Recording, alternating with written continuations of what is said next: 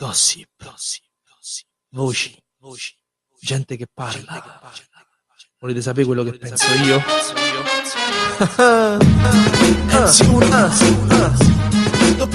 Muy buenas tardes, bienvenidos un día más a Crónica Deportiva, el programa de sobremesa de planetadeporte.es. Hoy es miércoles 6 de abril, lo que significa que estamos a mitad de semana y significa también que la Champions League ya ha arrancado. Es el plato fuerte sin duda de la semana a nivel deportivo, a nivel futbolístico más concretamente, y tenemos muchos temas encima de la mesa derivados precisamente de esta Champions League. Vamos a repasarlos como siempre.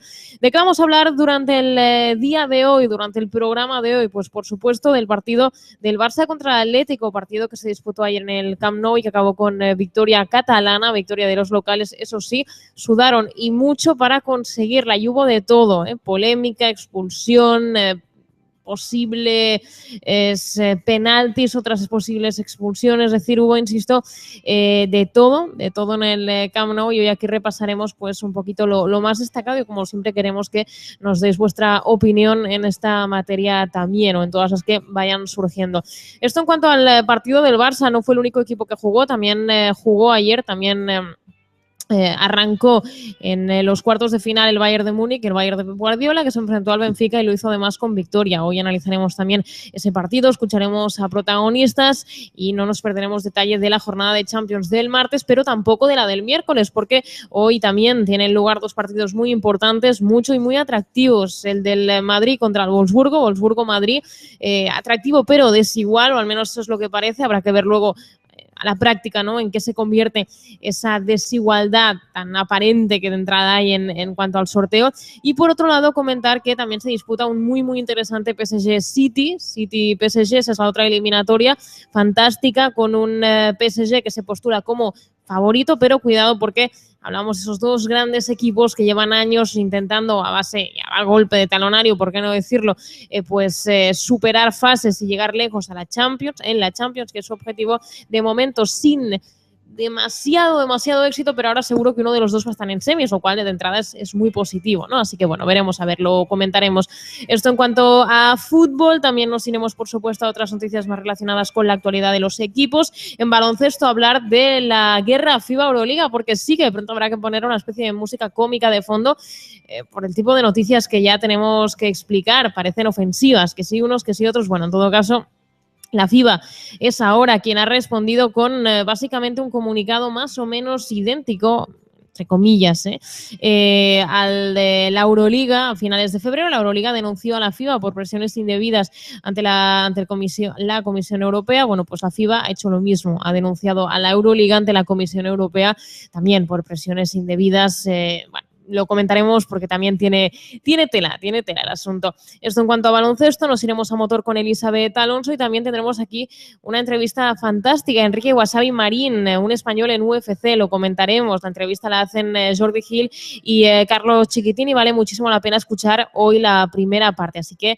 ya os lo digo, que nadie se pierda al final del programa. Ahora sí, arrancamos. Esto es Crónica Deportiva. Escuchando planetadeporte.es, el mayor portal de opinión informativa de nuestro país.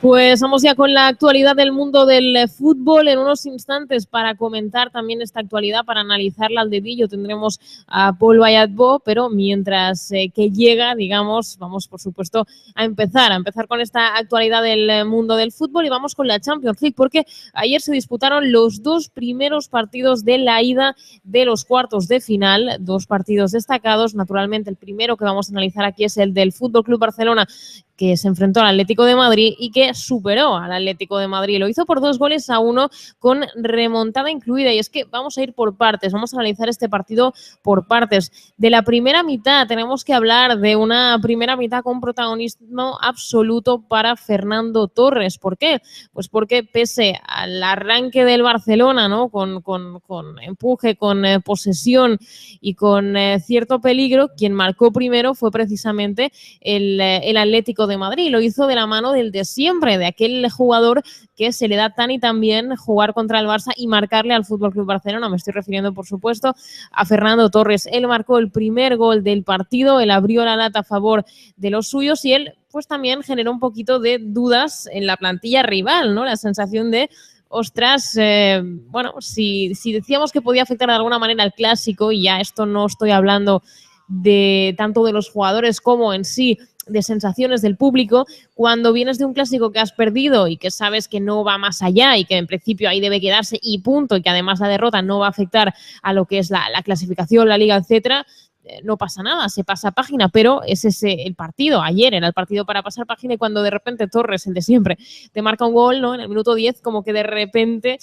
las sensaciones de uy, a ver si esto se va a alargar más de lo previsto. Bueno, lo cierto es que la primera mitad fue un poco así, porque el Atlético tuvo más ocasiones, el Barça también, pero el Atlético de Madrid tuvo realmente más ocasiones para abrir más el marcador e incluso durante los primeros instantes de la segunda mitad lo mismo. Es decir, el Barça volvió a mostrar un poquito su versión algo más desordenada, algo más rota y con más dificultades, ¿no? Para poder materializar ocasiones y aún así tampoco se llegaba a lo suficiente. Bueno, problemas para el Barça durante la primera mitad del partido y, como decía, Fernando Torres protagonista absoluto.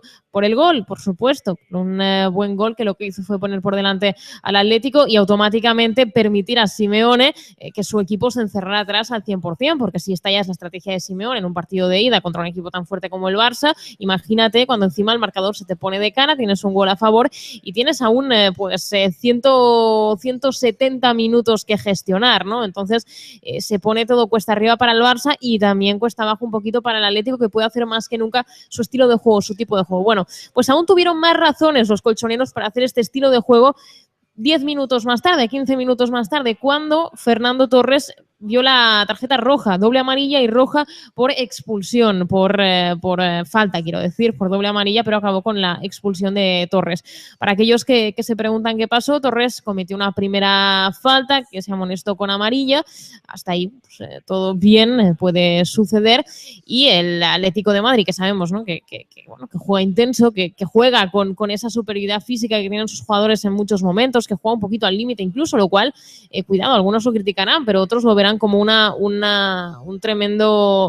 tremenda virtud de este equipo, ¿no? Que sabe dejarse la piel y que siempre que controle ese concepto de dejarse la piel, eso garantiza espectáculo, garantiza entrega y garantiza generalmente buenos resultados. Lo dicho, el caso es que Fernando Torres, cuando faltaba ya poco para que se llegase a la recta final del primer periodo, de la primera parte, quiero decir, cometió una falta sobre Sergio Busquets. Y aquí entramos en debate. Podéis dejar los comentarios que queráis. Quiero saber cuál es vuestra opinión.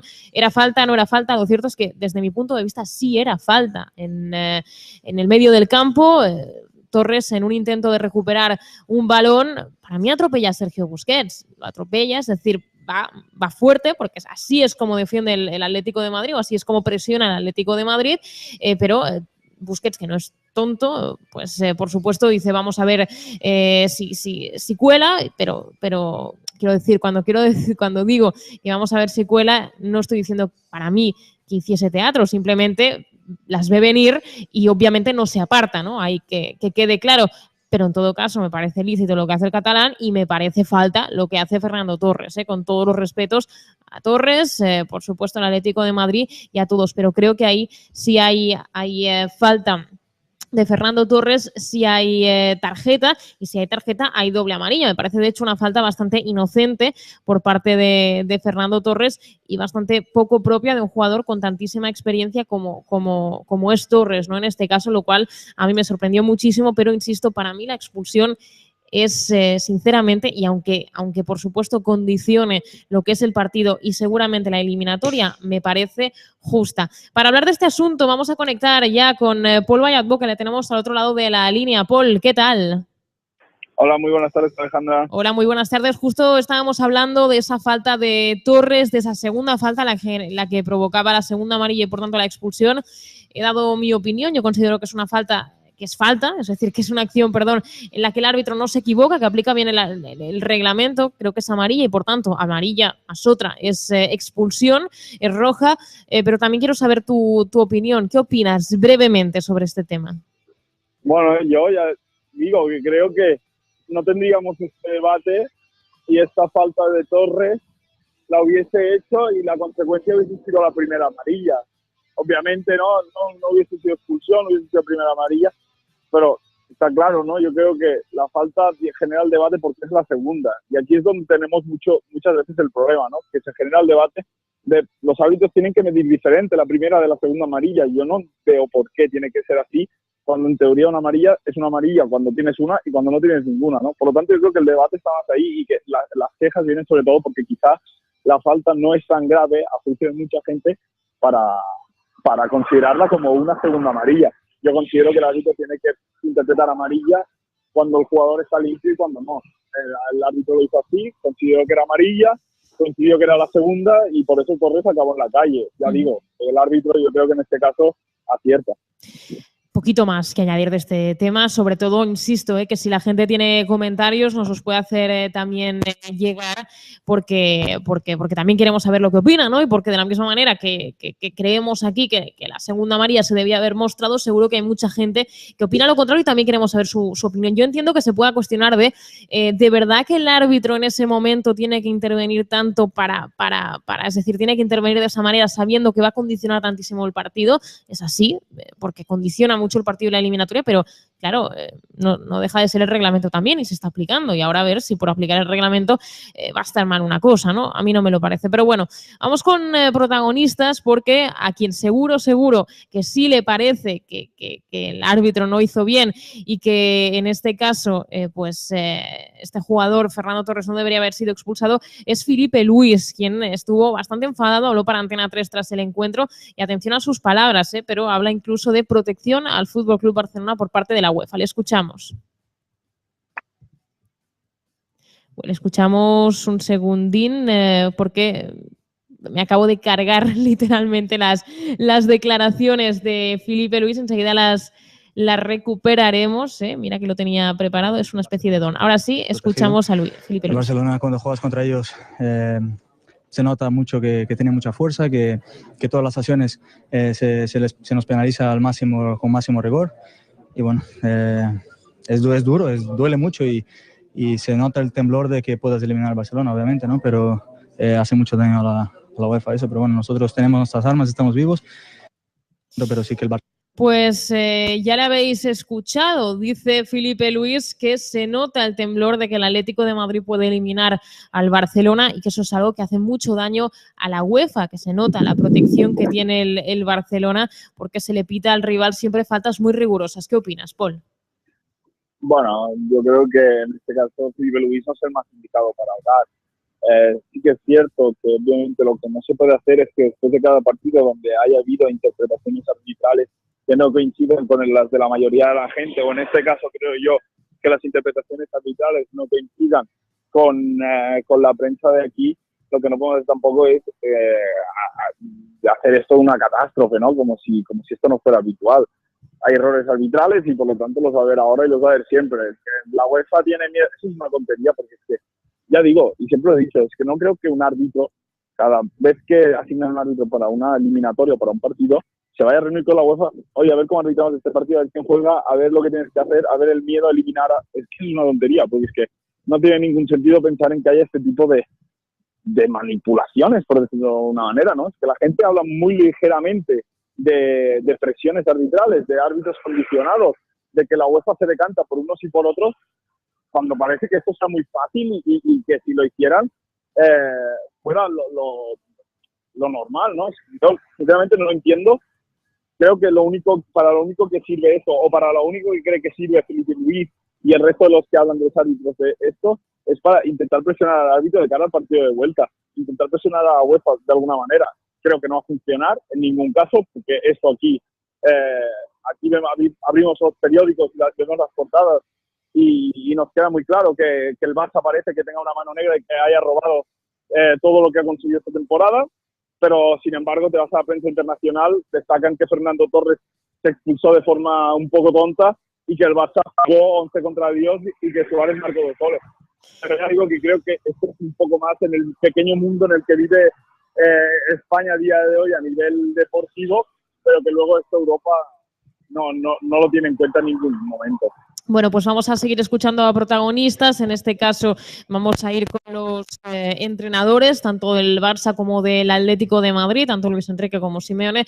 Empezamos por el local, empezamos por Luis Enrique. Esto es el resumen del Barça, de lo que dijo Luis Enrique tras el encuentro. En primer lugar, yo creo que hay que valorar la dificultad que tiene jugar siempre contra un equipo como el Atlético de Madrid, que es capaz de presionarte alto y de replegarse a las mil maravillas muy cerca de su portería, sin jugadores descolgados, con todas las líneas pegadas al borde del área.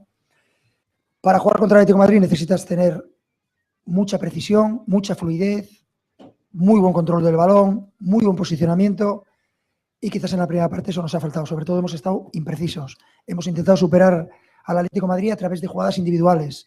Y el día que no estás muy fluido, no suele ser habitual porque tenemos jugadores de muchísima calidad, pero el día que no sale eso a flote, tienes más problemas.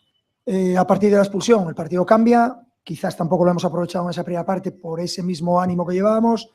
En la segunda parte lo que hemos hecho es hablar de controlar desde una buena posición una gran circulación de balón y superarlo, ya que no lo podíamos hacer de manera individual, a través de situaciones colectivas, circulando el balón, pocos toques, atacando espacios, circulando a muy buena velocidad el balón y llegando a situaciones de remate con muchos jugadores para rematar y con otros jugadores para poder coger el segundo balón.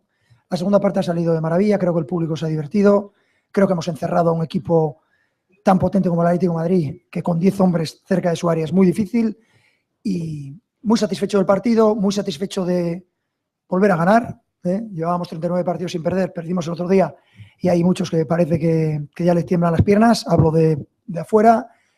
Los jugadores de Barça están tranquilos, convencidos, no siempre podemos jugar a las mil maravillas, ojalá pudiera ser así. Creo que este equipo y estos jugadores lo llevan haciendo durante muchos años a un altísimo nivel. Yo creo que hay que permitir que en algunos momentos no seamos tan lúcidos y tan fluidos, pero me ha encantado. La segunda parte me ha encantado el partido, estamos deseando ya jugar en el Calderón, aunque primero vamos a jugar en Anoeta y es el partido que nos interesa. Y con esto creo que me levanto y me voy, ¿no? Rafa es un jugador diferente, especial, capaz de jugar con muy poco espacio, jugador que tiene gol, jugador que tiene muy buen manejo de balón y sobre todo porque tiene un corazón y unas ganas de jugar increíbles y es la alegría de la noche. Además de la victoria, el volver a tener a Rafa casi en plenitud, porque todavía le falta un poquito, pero ya nos está ayudando.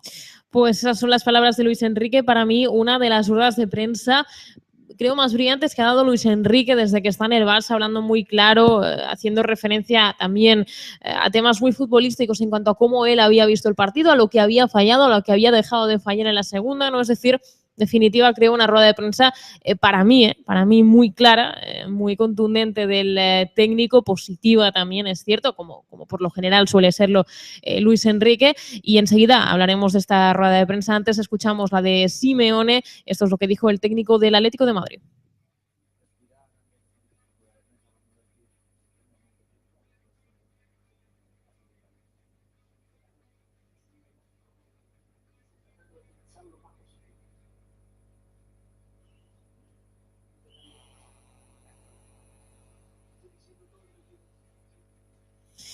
Pues Simeone, aquí hemos puesto por supuesto un trocito en concreto en el que le hacían la pregunta, ¿no?, que hemos oído de si se estaba callando más cosas de las que pensaba, y él dice abiertamente que sí, pero lo dice con una sonrisa, también me parece que muy correcto, una sonrisa sincera, pero dice sí, por supuesto, me estoy callando cosas que me gustaría decir o que las pienso, pero mejor no decirlas, ¿no? Así que bueno, dos ruedas de prensa diferentes, dos resultados, no, mismo resultado, pero obviamente para unos que para otros es diferente. Paul, muy rápidamente, porque no tenemos ya casi tiempo de hablar del Barça, pero hemos hecho referencia a la primera parte mucho, no hemos hecho casi referencia a la segunda mitad, una segunda mitad en la que el Barça dio un paso adelante y remontó el resultado. No, pero es que aquí está uno de los problemas, ¿no? Que ha acaparado tanto la expulsión de Fernando Torres que no nos damos cuenta que detrás haya un partido de fútbol. Y es que la segunda parte del Barça es sorprendente porque la reacción es brutal, a pesar de jugar contra ayer. El plan del Simeone iba a ser parecido en algún momento del partido, ¿no? En algún momento iba a dar orden de encerrarse atrás e intentar salir al contragolpe. Lo único que frenó al Atlético de Madrid fue en el contragolpe, la expulsión de Fernando Torres. Y el Barça lo aprovechó para dejar totalmente cerrado al Atlético de Madrid con una velocidad de bola muy alta, con combinaciones a 2-3 toques muy rápidas y asediando la portería de Jan Oblak. La segunda parte del Barça fue estupenda, muchos dicen que contra 10 es muy fácil, contra 10 no es tan fácil. El Barça esta temporada ha jugado varios partidos contra 10 hombres y en todos ellos ha tenido muchísimos problemas para dominar el encuentro. Con el Atlético de Madrid llegó a jugar contra 9 en Liga y incluso contra 9 vio peligrar los 3 puntos en algún momento, ¿no? Por lo tanto, tan fácil no es. Y yo creo que es buena noticia que el Barça supiera dominar el partido de la manera que lo hizo en la segunda mitad. Seguimos rápido. En el otro partido del martes, el Bayern de Múnich se enfrentó al Benfica en el Allianz Arena y acabó ganando, eso sí. Pues la verdad es que tras marcar el primer gol en el minuto 2 de partido, la sensación es que iba a ser una goleada del Bayern y se quedó en eso, en una sensación. Ese fue el resultado, 1-0, Paul. Bueno, el Bayern que le faltó puntería, sobre todo, y además si a eso le añadimos la buena defensa que hizo el Benfica, el buen planteamiento que hizo el Benfica, yo creo que ahí se justifica un poco el resultado. El Bayern mereció más, no lo consiguió, creo que aún así con el 1-0 pues tienen muy gran parte de la eliminatoria ya en su haber. Está bastante claro, es decir, encarrilada, ¿no? Podía haber sido de más, pero encarrilada. Veremos a ver qué pasa en la vuelta, por supuesto. Vamos ahora sí con los partidos de esta noche. El Real Madrid se enfrenta al Wolfsburgo en Alemania en la ida de una eliminatoria que a priori es asequible para los de Zidane. Lo hemos repetido muchísimo ya aquí. Una eliminatoria que ya desde el sorteo dijimos no parecía muy complicada para el Madrid, pero Paul tiene que ir, por supuesto, con cuidado, porque estamos en cuartos y seguro que ningún equipo que ha llegado aquí va a ser un equipo fácil, pero ¿crees que puede haber sorpresa? El Madrid es claro favorito. Coméntanos, ¿qué opinas? Yo creo que el Madrid va a estar seguro en semifinales. Otra cosa es que pueda sufrir más o pueda sufrir menos. Yo creo que el resultado al final será el mismo, que será que el Madrid elimina al Wolfsburgo. Lo que pasa es que se está desprestigiando excesivamente al Wolfsburgo. Entonces, con poco que haga, ya va a sorprender mucho, ¿no? Por lo que leemos, por lo que escuchamos. Yo creo que un equipo alemán, y más en casa, nunca se puede menospreciar. El año pasado el Madrid lo hizo, sobre todo en el partido de vuelta en casa contra el Schalke, y casi lo elimina, y casi les eliminan. Por lo tanto, yo creo que los clubes europeos o los clubes grandes tienen bastante aprendida la lección de no menospreciar a los que teóricamente son más pequeños y que al final acaban sorprendiendo en algún momento o en otro. Sí. ¿Cuáles creéis que son los peligros de este Wolfsburgo, que ya, por otro lado, ha sido capaz de poner contra las cuerdas equipos como el Bayern, ¿no? En ciertos momentos de la temporada? Bueno, el Wolfsburgo es un equipo que ofensivamente tiene las ideas muy claras, tiene jugadores como Draxler, como Schürrle, que son patrimonio nacional en Alemania. Draxler sobre todo, ¿no? Que es un jugador muy joven, que del cual se espera mucho de él. Después tiene otros jugadores como Dante o como Luis Gustavo, del Bayern de Múnich, que tienen mucha experiencia en Europa y que saben lo que es competir contra el Real Madrid a máximo nivel. Si en algo puede pecar el Wolfsburgo es a nivel defensivo. Lo vimos contra el Gent, que tiene muchas lagunas, pero yo creo que con un planteamiento basado en cerrar muy bien los espacios, en no dejar al Madrid correr en ningún momento, en hacer que el centro del campo del Madrid sea protagonista, pero que la delantera, la veces en este caso, no rasque bola, el Wolfsburgo tiene mucho ganado. Muy bien, pues veremos a ver. Escuchamos ahora al técnico del Real Madrid, escuchamos a Zidane, él también, por supuesto, ha hablado en la previa, escuchamos un pequeño resumen de sus palabras más destacadas. Sabes, estamos todos favoritos. Lo importante para nosotros ahora es saber que cada partido es importante. Son como finales cada partido. Tú puedes ganar un partido, si te relajas, lo pagas caro, ¿sabes? Lo que tú dices, sí, la verdad es que ganar ahí, como hemos conseguido, muy contento para los jugadores, sobre todo los jugadores. Hemos ganado un partido complicado, pero ahora va a seguir siendo complicado cada partido. Es la dificultad que de todas formas tiene un entrenador también, porque me gustaría, ¿sabes?, jugar con todos, y con Isco y con James, porque como tú bien dices, son jugadores de mucha calidad y cuando no juegan es complicado. He sido jugador, sé que todo quiere jugar, pero al final siempre tengo que elegir. Yo creo que los tres están trabajando y bien. Bueno, claro que se puede pedir más, o mucho más, que defiende los tres más, pero yo creo que están haciendo los tres además, su papel defensivo también. Luego lo más importante para nosotros, y sabemos, no solo yo, todos los jugadores, lo que defiende, lo que es defensa, sabe que ellos, el papel que tiene Cristiano, hay que también tener su tarea defensiva, y lo están haciendo, ¿sabes?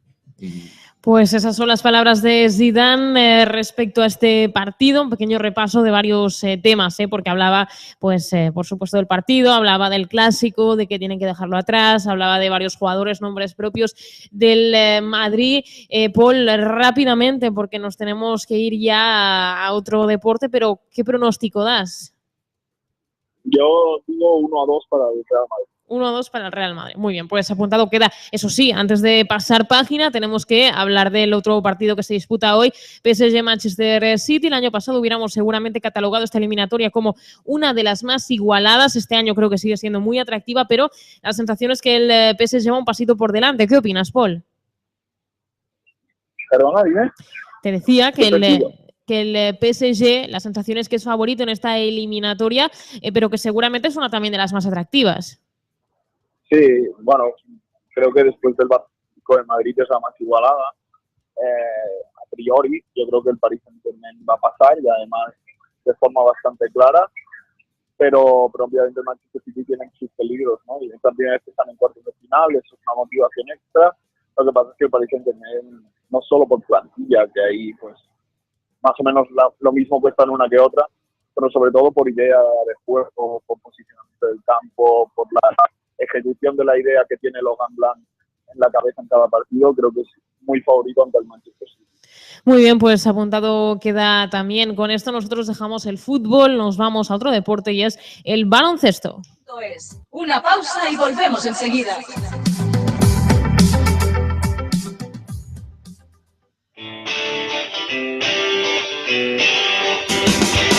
3 O's que son sinónimo de calidad internacional. Son las 3 O's de Dolo Solutions. Hacemos llegar tu producto a los mejores inversores internacionales, propiedades, hoteles, terrenos y viviendas de lujo. Si buscas los mejores beneficios, no lo dudes. Dolo Solutions pone en contacto al mejor producto nacional con los mejores inversores internacionales. Recuerda, las 3 O's de Dolo son sinónimo de calidad internacional. Búscanos en www.dolo.com.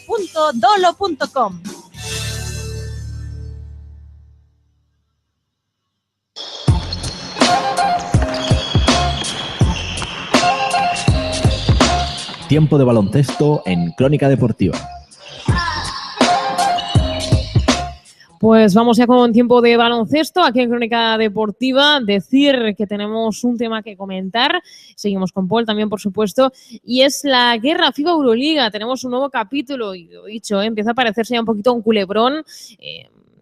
Una lástima, un poco, porque claro, naturalmente... por mucho que nos encante el baloncesto y la idea de competiciones, etcétera, europeas y de gente que trabaje para mejorar las competiciones europeas, llevamos ya muchos meses seguro que a ni unos ni a otros les gusta hablar de guerra, pero lo cierto es que es un conflicto abierto interesante entre FIBA y Euroliga por ver quién se hace con las riendas el año que viene, si siguen en manos de la Euroliga o bien pasan un poquito más a la FIBA del panorama de baloncesto europeo de clubes. Lo cierto que la Euroliga parece muy, muy, muy propietaria de esas riendas y la FIBA, la sensación desde aquí de momento es que poquito va a rascar por tal y como están yendo las cosas. Pero bueno, esto es en cuanto a valoración. Vamos a lo último que ha pasado. Lo decía ayer, la FIBA denunció ante la Comisión Europea a la Euroliga por presión indebida a clubes y ligas. Es muy posible que a muchos les suene esta noticia, pero no es repetida. Es que a finales de febrero sucedió lo mismo, pero al revés. Fue la Euroliga quien denunció a la FIBA por presiones indebidas. Bueno, en este caso, las presiones, al parecer, las hace la Euroliga. Y, Paul, si te parece, antes de entrar a valorar lo que supone esta denuncia de la FIBA, vamos a hacer referencia, por supuesto, también a lo que es el comunicado que ha hecho la FIBA explicando esta denuncia a la Comisión Europea. La FIBA ha asegurado lo siguiente, dice: la denuncia presentada por la Euroliga contra la FIBA solo era una cortina de humo para enmascarar su propio comportamiento. Se entiende mal comportamiento. Este comportamiento incluye 3 puntos, de hecho son más, pero he destacado los que me parecen más destacados. El primero, presión indebida sobre ligas y clubes y amenaza de exclusión de la Euroliga a clubes que no se comprometan con la Eurocup. Punto número 1. Punto número 2, discriminación abusiva de los clubes más débiles, se entiende aquellos que económicamente, ¿no?, pues más dificultades tienen. Y número 3, selección arbitraria de equipos por parte de Euroliga y Eurocup. Arbitraria también, por esto entendemos que es que no se ciña a los méritos deportivos, algo que sabemos que es la FIBA. La FIBA es su baza más grande para intentar ahí captar seguidores, y es que ellos se basan más en méritos deportivos, según su punto de vista, porque esto también es debatible, pero pues la verdad es que sí que es cierto que ellos se basan exclusivamente en lo que es la clasificación del año anterior, y la Euroliga tiene en cuenta otras cosas, como son las licencias, y las licencias se obtienen por más cosas que por los méritos deportivos, aunque también los contemplan, por supuesto. Entonces, Paul, ¿qué te parece esta nueva denuncia, en este caso, de la FIBA para la Euroliga? Bueno, yo ya he dicho muchas veces que creo que la FIBA ha perdido completamente el foco. No solo eso, sino que ahora yo creo que va un poco al tuntún, y no solo eso, sino que además creo que por no tienen ni originalidad a la hora de proceder. Ya empezaron mal con la comparativa con Euroliga, después se pasaron a que con lo que tenían que competir era con Eurocup, y ya que no pueden competir ni con eso, se han metido en una guerra contra Euroliga que no creo que vayan a ganar nunca, porque creo que no tienen razón por lo que vemos o por lo que se ve en líneas generales, ya que, ya digo, si algún club se sintiera realmente presionado por la Euroliga, yo creo que lo hubiese dicho y lo hubiese dejado un poquito aparte, ¿no? Por lo tanto, bueno, yo creo que la FIBA está tirando las últimas cartas, aunque sean muy malas, y por lo que veo creo que le va quedando poquito a este tema, a esta guerra FIBA-Euroliga, porque dentro de poco, ya digo, que creo que se verá muy claro que la Euroliga ha sido la gran ganadora de este certamen. Bueno, si es que se puede hablar de ganadores y perdedores, está claro que sí, pero esto ya te lo firmo yo ahora. Es decir, bueno, te lo firmo yo desde el momento en que se anunció una Champions League, básicamente porque sabemos todos dónde están esos 11 equipos que son los que tienen audiencia, patrocinadores, medios de comunicación detrás, ¿no?, acuerdos publicitarios, acuerdos televisivos. Me he repetido en algunas cosas, pero al fin y al cabo que son los que tienen o son los que acaban suponiendo el éxito y el fracaso de las competiciones, ¿no? Ya sabemos dónde están, y en ese caso están en la Euroliga. A partir de esa base, todos sabíamos que la Champions de la FIBA, bueno, pues lo único a lo que podía aspirar era a ser una Eurocup, que es lo que tú estabas comentando, pero es que ahora además estamos viendo que los clubes potentes de la Eurocup, a falta aún de saber algunos qué va a pasar con ellos y algunas ligas aún por determinar, la sensación, y con este último anuncio de la CB que acepta alinearse con la Euroliga, es que también van a ir con la Euroliga, es decir, a la Eurocup, es decir, que la FIBA pasará a esa tercera posición, tercera y cuarta, porque también tiene subcompetición, si es que da de sí, y eso perdería, la verdad, bastante atractivo. Y lo que yo me pregunto es qué futuro puede tener, qué proyección puede tener una competición que cuenta con clubes, con todos mis respetos hacia esos clubes, por supuesto, pero de tercera línea, ¿no? Porque claro, no los patrocinadores no se fijan en ellos, los patrocinadores, por supuesto, no van a invertir dinero ahí, va a haber menos audiencia, es un poquito todo lo mismo, la misma rueda, que a mí me hace preguntar si es viable esa Champions de la FIBA que propone ahora mismo este organismo internacional. Pero bueno, ahí estaba la noticia de esa denuncia. Veremos a ver en qué queda todo este asunto. La de la Euroliga se aceptó, lo que no significa en ningún caso que haya una resolución, simplemente que está pues investigándose, y por parte de la FIBA, 3/4 de lo mismo. Veremos a ver qué es lo que sucede. De momento solo se sabe que ha sido propuesta y poquito más. Dice también, este comunicado de la FIBA, que la demanda que la demanda fue presentada después de invitar a la Euroliga a detener este tipo de acciones en una carta sin respuesta enviada el 16 de marzo. Me hace gracia también aquí porque Euroliga y FIBA, en todos los comunicados que han emitido, han asegurado haber enviado cartas sin respuesta siempre en este caso al otro, ¿no? O a la FIBA o a la Euroliga, o tienen mal la dirección, o desde luego es un poco paripé, porque mucha carta enviada, pero en ningún caso primero sabes que no te van a responder, y en segundo lugar dicen abiertos a la comunicación.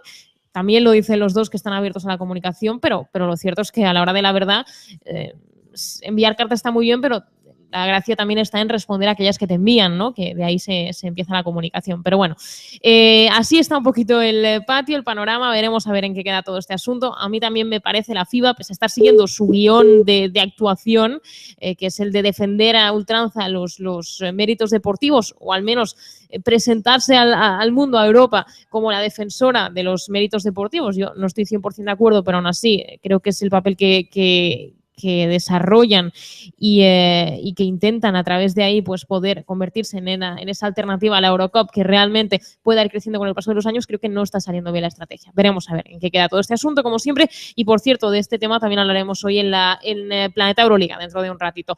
Ahora lo que vamos a hacer, Paul, si te parece, ¿quieres comentar algo más? No, la verdad es que no. De acuerdo. Pues dejamos el baloncesto, nos vamos a ir a hablar de motor. No te pierdas la actualidad del mundo del motor en Crónica Deportiva. Pues seguimos de nuevo en Crónica Deportiva, seguimos hablando de deportes, en este caso de motor, como siempre, como cada miércoles, Elizabeth Alonso. Eli, ¿qué tal? Hola Alejandra, muy bien. ¿Y tú? Muy buenas tardes también, muy bien. Vamos a hablar de motor, ¿qué nos traes hoy? Vamos a hablar de motor, hemos tenido un fin de semana cargadito de Fórmula 1 y de MotoGP, así que si te parece empezamos por Fórmula 1. Venga. Y luego vamos con MotoGP. En cuanto a Fórmula 1, Nico Rosberg volvía a ganar la carrera, seguido de su compañero de equipo Hamilton y de Vettel, es decir, 2 Mercedes y un Ferrari, pero bueno, ya vienen siendo 5 las carreras que Rosberg ha quedado por delante de Hamilton, algo que si más no llama la atención. También es cierto que Hamilton tuvo una mala salida y esto ya le sentenció la carrera y poco pudo hacer. De todas formas, el de Mercedes no se muestra preocupado, sino que ha subido una foto a sus redes sociales fumando una sustancia que digamos no es del todo lícita y dejando ir el humo en su línea de polémica. Vaya, pues sí que tiene un punto ahí polémico. Bueno, está bien. Lewis Hamilton se caracteriza por lo polémico. Al fin y al cabo es un piloto diferente, pero bueno, Nico Rosberg por su parte está, bueno, al ganar la segunda carrera de la temporada y la quinta, porque recordemos que ganó las 3 últimas de la pasada temporada, está líder en la clasificación a 17 puntos de su compañero de equipo, que ya va cogiendo forma esta distancia. Un colchoncito de 17 puntos no viene nunca mal. Para nada, muy bien. Por otra parte, Sauber, yo comentaba hace ya algunas semanas que sufría crisis. Bueno, estaba pasando por la crisis de que no podía pagar a sus empleados, en febrero te lo comenté, sí. Y ahora podría tener un pie fuera de la Fórmula 1. ¿Por qué? Porque en el caso de que Marchionne, no sé si lo estoy diciendo bien, comprara el equipo de Sauber junto a Alfa Romeo, este equipo desaparecería. Vaya, ostras, pues problemas en ese caso. Problemas o no problemas, porque realmente sí que es cierto que el año pasado ya tuvieron problemas económicos y les tuvieron que anticipar X millones de euros que les dan cada año a los equipos por parte de la FIA. Entonces, claro, ¿hasta qué punto vale la pena, ¿no? Estar allí, si tampoco se puede cobrar, todo es mucho dinero y como se sabe, estar en un mundial, por supuesto, es muchísimo dinero.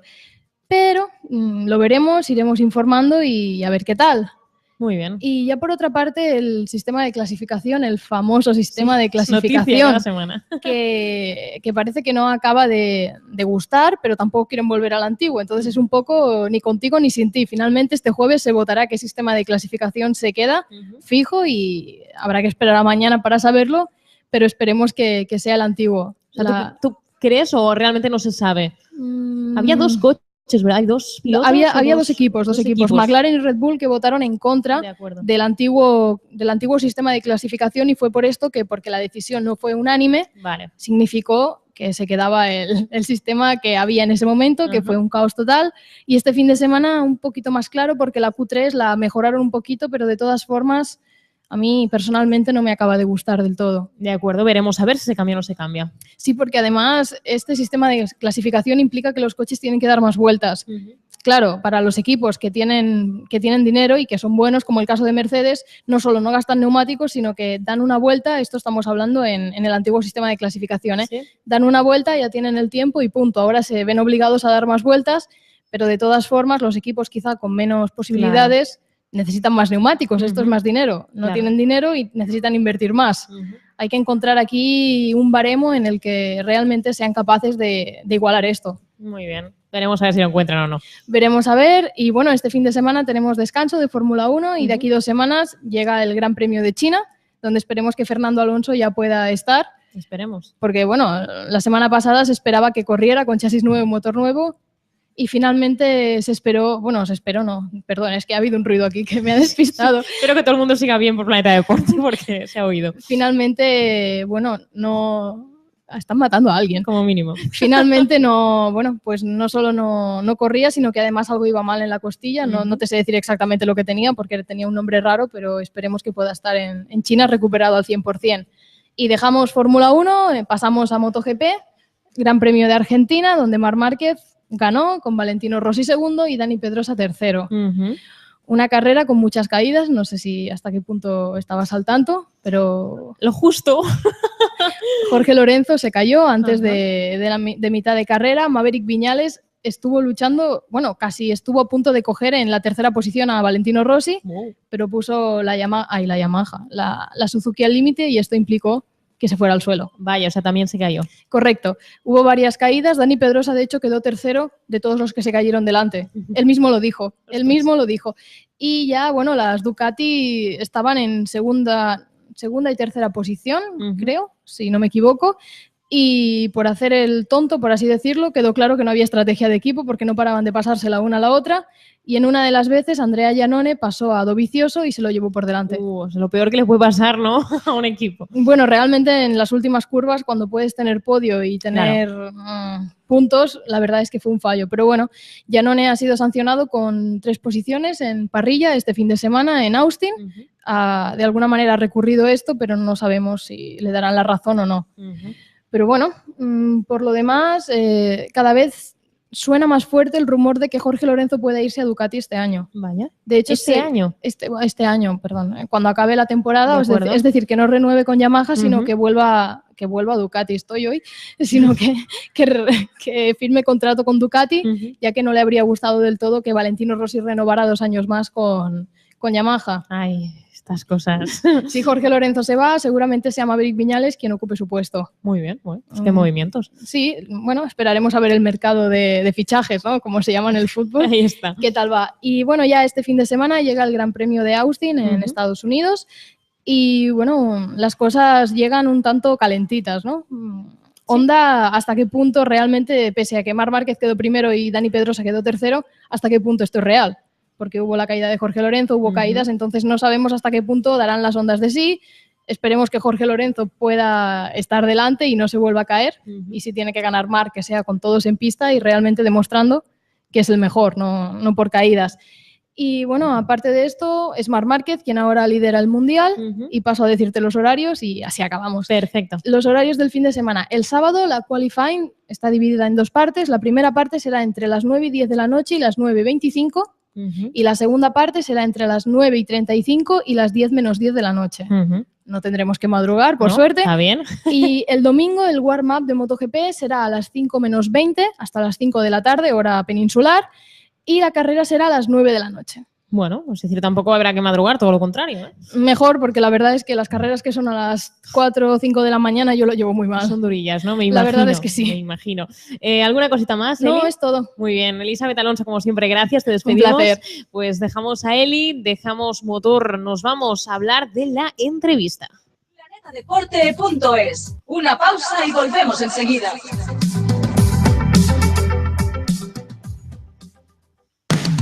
Si tienes una empresa, un proyecto o eres emprendedor y estás buscando la mejor liquidez, te estamos esperando. Somos Yumi Invest, inversión e inyección de capital para toda clase de proyectos internacionales. No dudes en consultarnos, no dudes en contactar con Yumi Invest. Captación de proyectos, venta de empresas y la mejor liquidez para tus ideas. En Yumi Invest no entendemos de fronteras. Contacta ahora mismo con nosotros en www.yumiinvest.com.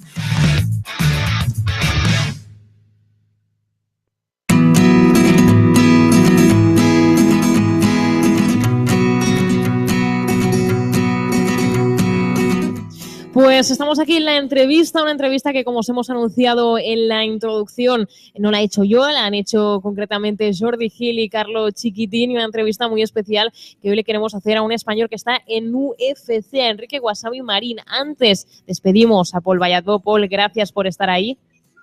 A ti, Alejandra, como siempre. Hasta la próxima. Dejamos a Paul por aquí y ahora sí vamos con esa entrevista a Enrique Wasabi Marín, explicar que él nos ha explicado sus sensaciones antes de este UFC, un UFC que cada vez parece que se va abriendo pues más a España, o que los españoles van yendo más hacia este UFC, referencia absoluta en Estados Unidos. Y bueno, pues tenemos a Enrique Wasabi Marín para que nos comente lo más destacado de este UFC 200 que se celebrará el 9 de junio en Las Vegas y que es el mejor evento de las MMA. Vamos con ello, escuchamos el primer trocito, esta es la primera parte, que nadie se olvide, de la entrevista. Enrique, buenas tardes, hermano. Buenas tardes, ¿qué pasa, Caldo? ¿Cómo estás? Pues mira, ¿qué aquí que acabo de terminar de comer ahora mismo. Ay, que te hemos pillado con los sesión postres. de entreno. Ah, creí que ibas a decir para la siguiente sesión de comer, digo, hostia. Bueno. Enrique, muy buenas tardes, soy Jordi Gil, encantado de que estés en Planeta Lucha. Ah, encantado, de verdad que sí, el placer es mío. Pues, Enrique, lo primero, a mí me encantaría que compartieras con nosotros un poquito cómo has vivido desde que te comentaron que podía ser que a lo mejor, que quizá ibas a salir en un UFC a ahora, al día de hoy. Cuéntame un poquito. Pues mira, ¿te quieres creer que eso, yo cuando lo supe, es cuando ya me mandaron el contrato? Yo no lo sabía, ¿vale? Entonces yo simplemente como que ya estaba entrenando fuerte, ya estaba ya a un ritmo para poder irme a hacer el campamento antes de la pelea. Pues hablé con el que me lleva a mí todas las cosas, con el que me hace las veces de manager, que es Frank, y le dije que solicitara una pelea ya en UFC, mi siguiente pelea en UFC.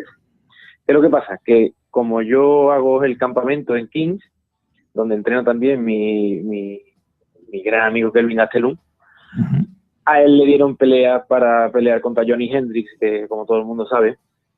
Sí. Y yo quería hacer pues el campamento que coincidiera con Kelvin para entrenar los dos juntos, que no es lo mismo, es como mal de mucho, consuelo de tonto, pero oye, consuela, consuela. Sí, sí. Y entonces pues quería hacer campamento con él, y entonces esa fue una de las excusas que le escribimos en el email a Joe Silva, que es el matchmaker, ¿no?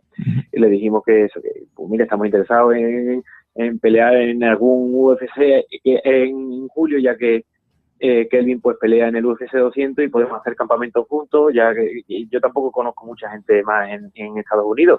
Entonces pues me dijeron sin problema, ¿en qué peso? Y digo, ¿cómo? Sí, venga, pues peleas en UFC 200 contra Sage Northcutt. ¿Algo que objetar? Digo, ¿cómo que algo que objetar? Ahora mismo, pero ahora mismo. Así que nada. Pues en ese momento pues te sientes pues ansioso, nervioso, con miedo, con ilusión, con alegría, pero siempre en el balance en positivo, por supuesto. ¿Y qué tienes que decirnos? Tu rival es uno de los niños, o lo acusan de ser uno de los niños mimados de Dana. Cuéntame, ¿qué sabes de él? Es un tío muy agresivo, ¿no? Es un tío explosivo. Es un tío explosivo. Evidentemente tiene unas aptitudes físicas innatas, ¿no? Él tiene un dominio de su cuerpo y de esas cosas que increíble. Es un chaval muy joven, con un talento todavía por desarrollar aún más, y claro, pues le están haciendo una buena carrera en UFC, porque creo que la verdad que el chaval para la empresa le es bastante rentable. Vamos a ver si el sevillano le da un susto. Enrique, tiene 20 años, como decías, es un peleador muy joven que todavía tiene mucha trayectoria por delante. ¿Cuál puede ser uno de los puntos que te favorezca a ti? Es decir, ¿la juventud te favorece en este combate?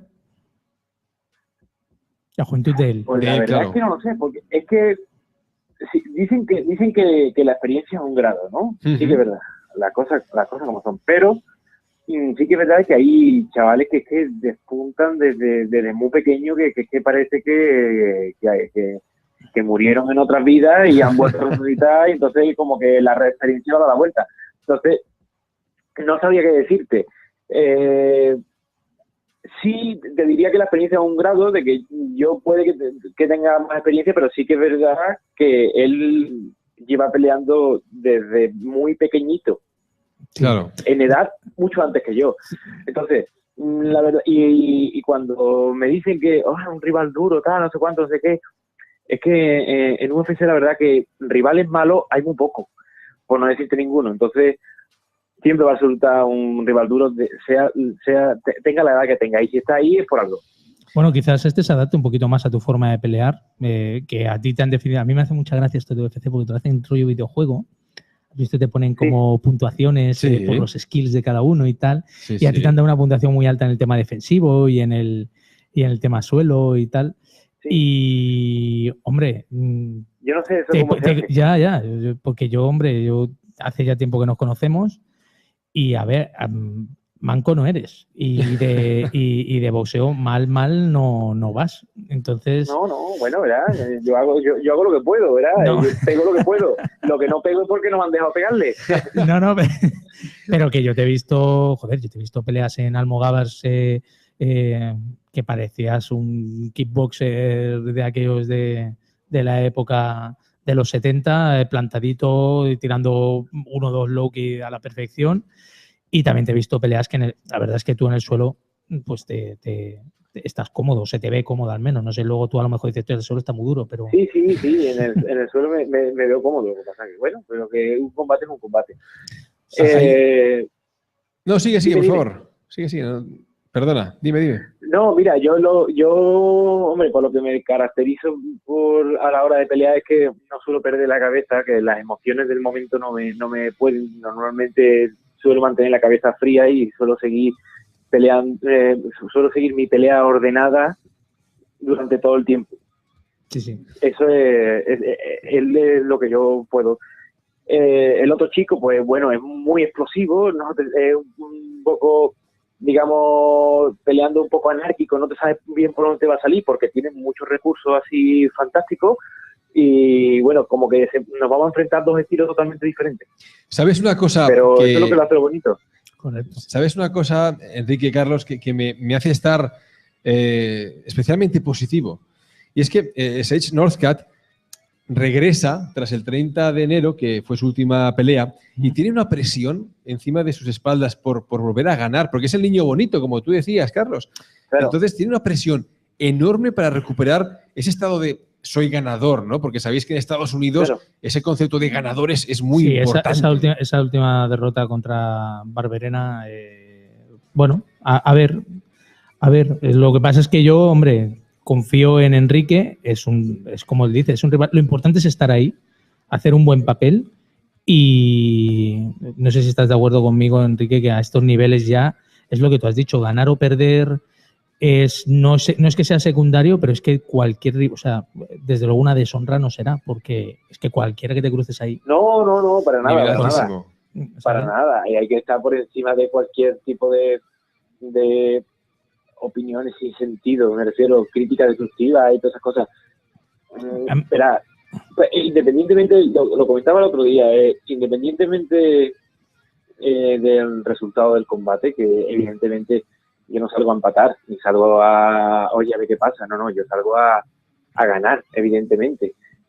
Pero que independientemente de eso, el balance no puede ser positivo, no puede ser negativo nunca. No. ¿Por qué? Porque, coño, estoy para un españolito, por así decirlo, para un español, y digo españolito porque, coño, estoy solo allí. Y espero espero no estar solo mucho tiempo, ¿no? Que haya mucho más españoles. Entonces, como que ahí han soltado ya el español a ver qué pasa, ¿no? A ver si la cosa procede o no procede. Voy a pelear en el UFC 200 que dicen que es uno de los mayores UFC de la historia, tal, contra un chaval que le están haciendo una carrera que, en fin, yo qué sé, es que ¿Tienes la sensación de ser...? El balance no puede ser negativo en la vida. Estoy haciendo lo que quiero.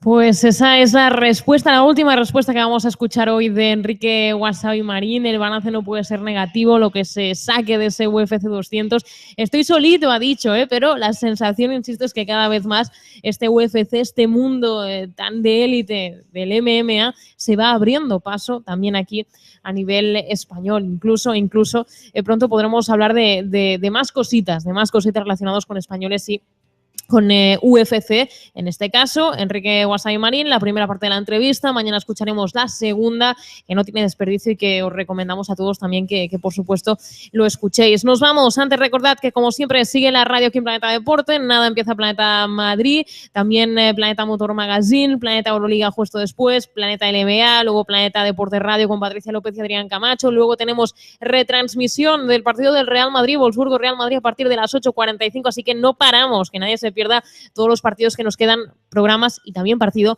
que nos queda hoy por delante aquí en Planeta Deporte. Nos vamos, volvemos mañana a partir de las 3. Gracias a todos. Hasta mañana.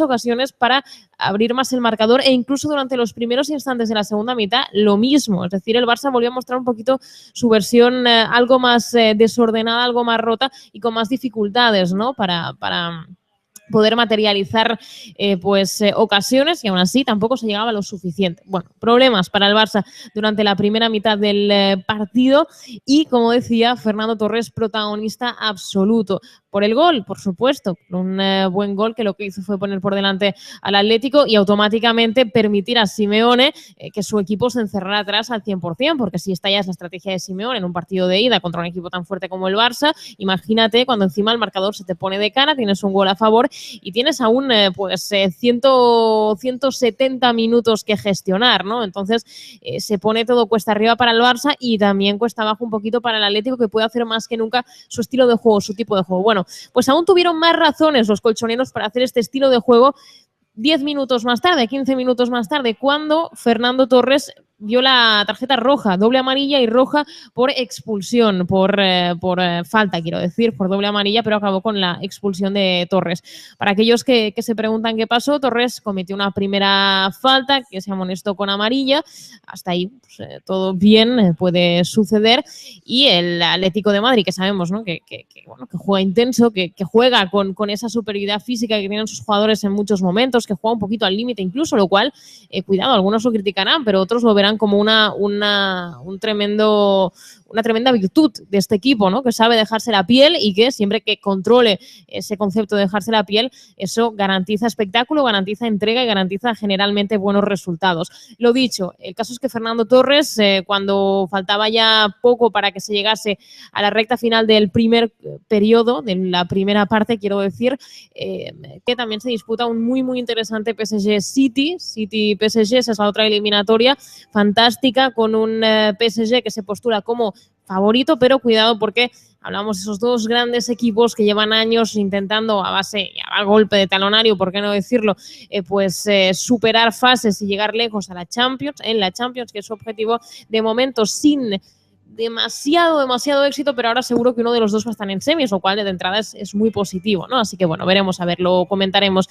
Esto en cuanto a fútbol. También nos iremos, por supuesto, a otras noticias más relacionadas con la actualidad de los equipos. En baloncesto, hablar de la guerra FIBA Euroliga, porque sí que de pronto habrá que poner una especie de música cómica de fondo por el tipo de noticias que ya tenemos que explicar. Parecen ofensivas, que sí unos, que sí otros. Bueno, en todo caso, la FIBA es ahora quien ha respondido con básicamente un comunicado más o menos idéntico, entre comillas, al de la Euroliga. A finales de febrero, la Euroliga denunció a la FIBA por presiones indebidas ante la Comisión Europea. Bueno, pues la FIBA ha hecho lo mismo, ha denunciado a la Euroliga ante la Comisión Europea también por presiones indebidas. Lo comentaremos porque también tiene tela el asunto. Esto en cuanto a baloncesto. Nos iremos a motor con Elizabeth Alonso y también tendremos aquí una entrevista fantástica. Enrique Wasabi Marín, un español en UFC, lo comentaremos. La entrevista la hacen Jordi Gil y Carlos Chiquitini. Vale muchísimo la pena escuchar hoy la primera parte, así que ya os lo digo, que nadie se pierda al final del programa. Ahora sí, arrancamos. Esto es Crónica Deportiva. Escuchando planetadeporte.es, el mayor portal de opinión informativa de nuestro país.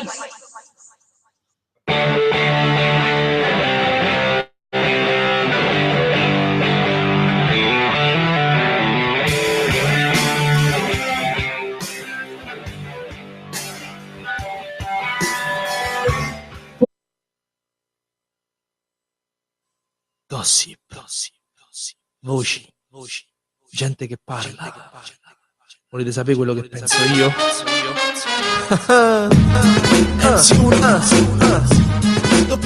Muy buenas tardes, bienvenidos un día más a Crónica Deportiva, el programa de sobremesa de planetadeporte.es. Hoy es miércoles 6 de abril, lo que significa que estamos a mitad de semana y significa también que la Champions League ya ha arrancado. Es el plato fuerte sin duda de la semana a nivel deportivo, a nivel futbolístico más concretamente, y tenemos muchos temas encima de la mesa derivados precisamente de esta Champions League. Vamos a repasarlos como siempre. ¿De qué vamos a hablar durante el día de hoy, durante el programa de hoy? Pues por supuesto del partido del Barça contra el Atlético, partido que se disputó ayer en el Camp Nou y que acabó con victoria catalana, victoria de los locales. Eso sí, sudaron y mucho para conseguirla y hubo de todo, polémica, expulsión, posible penaltis, otras posibles expulsiones, es decir, hubo, insisto, de todo en el Camp Nou, y hoy aquí repasaremos pues un poquito lo más destacado y como siempre queremos que nos deis vuestra opinión en esta materia también o en todas las que vayan surgiendo. Esto en cuanto al partido del Barça. No fue el único equipo que jugó, también jugó ayer, también arrancó en los cuartos de final el Bayern de Múnich, el Bayern de Pep Guardiola, que se enfrentó al Benfica y lo hizo además con victoria. Hoy analizaremos también ese partido, escucharemos a protagonistas y no nos perderemos detalles de la jornada de Champions del martes, pero tampoco de la del miércoles, porque hoy también tienen lugar dos partidos muy importantes, mucho y muy atractivos. El del Madrid contra el Wolfsburgo-Madrid, atractivo pero desigual, o al menos eso es lo que parece. Habrá que ver luego a la práctica, ¿no?, en qué se convierte esa desigualdad tan aparente que de entrada hay en cuanto al sorteo. Y por otro lado, comentar que pues vamos ya con la actualidad del mundo del fútbol. En unos instantes, para comentar también esta actualidad, para analizarla al dedillo, tendremos a Paul Bayatbo, pero mientras que llega, digamos, vamos por supuesto a empezar con esta actualidad del mundo del fútbol, y vamos con la Champions League, porque ayer se disputaron los dos primeros partidos de la ida de los cuartos de final, dos partidos destacados. Naturalmente, el primero que vamos a analizar aquí es el del FC Barcelona, que se enfrentó al Atlético de Madrid y que superó al Atlético de Madrid. Lo hizo por 2-1 con remontada incluida. Y es que vamos a ir por partes, vamos a analizar este partido por partes. De la primera mitad tenemos que hablar de una primera mitad con protagonismo absoluto para Fernando Torres. ¿Por qué? Pues porque pese al arranque del Barcelona, ¿no?, con empuje, con posesión y con cierto peligro, quien marcó primero fue precisamente el Atlético de Madrid. Lo hizo de la mano del de siempre, de aquel jugador que se le da tan y tan bien jugar contra el Barça y marcarle al FC Barcelona. Me estoy refiriendo, por supuesto, a Fernando Torres. Él marcó el primer gol del partido, él abrió la lata a favor de los suyos y él pues también generó un poquito de dudas en la plantilla rival, ¿no? La sensación de ostras, bueno, si decíamos que podía afectar de alguna manera al clásico, y ya esto no estoy hablando de tanto de los jugadores como en sí de sensaciones del público, cuando vienes de un clásico que has perdido y que sabes que no va más allá y que en principio ahí debe quedarse y punto, y que además la derrota no va a afectar a lo que es la clasificación, la liga, etcétera, no pasa nada, se pasa página, pero es ese el partido. Ayer era el partido para pasar página, y cuando de repente Torres, el de siempre, te marca un gol, ¿no?, en el minuto 10, como que de repente las sensaciones de uy, a ver si esto se va a alargar más de lo previsto. Bueno, lo cierto es que la primera mitad fue un poco así, porque el Atlético tuvo más ocasiones, el Barça también, pero el Atlético de Madrid tuvo realmente más. Cometió una falta sobre Sergio Busquets, y aquí entramos en debate. Podéis dejar los comentarios que queráis, quiero saber cuál es vuestra opinión. ¿Era falta, no era falta? Lo cierto es que desde mi punto de vista sí era falta. En el medio del campo, Torres, en un intento de recuperar un balón, para mí atropella a Sergio Busquets, lo atropella, es decir, va fuerte, porque así es como defiende el Atlético de Madrid, o así es como presiona el Atlético de Madrid, pero Busquets, que no es tonto, pues por supuesto dice, vamos a ver si cuela, pero quiero decir, cuando digo y vamos a ver si cuela, no estoy diciendo para mí que hiciese teatro, simplemente las ve venir y obviamente no se aparta, ¿no? Hay que quede claro. Pero en todo caso me parece lícito lo que hace el catalán y me parece falta lo que hace Fernando Torres, con todos los respetos a Torres, por supuesto al Atlético de Madrid y a todos, pero creo que ahí sí hay falta de Fernando Torres si hay tarjeta, y si hay tarjeta hay doble amarilla. Me parece de hecho una falta bastante inocente por parte de Fernando Torres y bastante poco propia de un jugador con tantísima experiencia como es Torres, ¿no? En este caso, lo cual a mí me sorprendió muchísimo, pero insisto, para mí la expulsión es sinceramente, y aunque por supuesto condicione lo que es el partido y seguramente la eliminatoria, me parece justa. Para hablar de este asunto vamos a conectar ya con Paul Valladbo, que le tenemos al otro lado de la línea. Paul, ¿qué tal?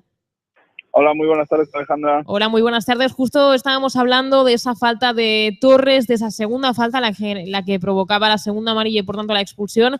He dado mi opinión, yo considero que es una falta, es decir, que es una acción, en la que el árbitro no se equivoca, que aplica bien el reglamento, creo que es amarilla y por tanto amarilla a Sotra es expulsión, es roja, pero también quiero saber tu opinión. ¿Qué opinas brevemente sobre este tema? Bueno, yo ya digo